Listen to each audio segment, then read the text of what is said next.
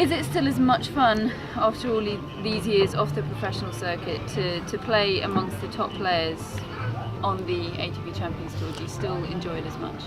You can't really compare it. You can't say that it's not the same fun. I mean, fun in the days of pushing the limit, pushing yourself to the limit, putting yourself on the edge, is competing hard, obviously wanting the result, winning tournaments, and that's something special. That's a fun that I most probably will never have in any other profession, because I'm never going to be as good at anything else as I was in tennis. I'm assuming that.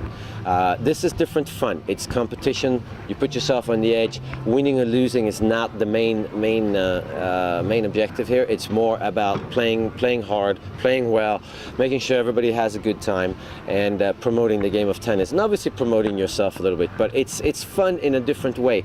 I used to play tennis looking at my opponent. Now I play tennis feeling the shot. So it's a different feeling. Victor Beelt would like to know, who is your favourite tennis player of all time and why? I'm going to give you a very, very boring answer, Victor, unfortunately. And the answer is, it depends. I love watching Roger Federer in the first 3 or 4 rounds of a major. I love commentating on Federer when he wins 2-2 and 2, 6-2, 6-2, 6-2. Because I'm not sure he knows what's going on sometimes. But I mean, he hits so many great shots. I love watching Nadal in big matches because I know I'm going to get the best effort possible. I love watching Agassi when he's striking the ball beautifully, when he did. And obviously, I have learned to like watching Novak Djokovic, because I think the transformation for him is most probably more significant than any other transformation. It's most probably easier to learn how to volley if you can't volley than it is to suddenly learn how to go through bad patches in tennis and maybe in life. And the way that he's turned his life, especially his tennis life, around, I think is remarkable. And finally, Pehr Dunger would like to know, who is the best opponent you have ever faced?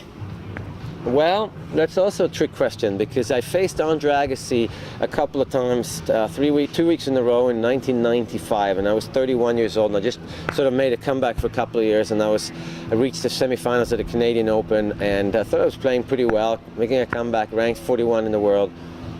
And I'm so thankful for Andre. He's a nice guy, and he threw me a couple of bones and gave me a few games. But I realized then that I have no business trying to get to the top of the game. They're just too good. So I think Andre Agassi at his best was the best opponent I ever faced.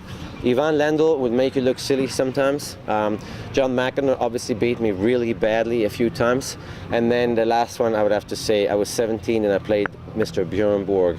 And he gave me the first game of the match, and he gave me the second last game of the match. So again, thank you, Bjorn. That's perfect.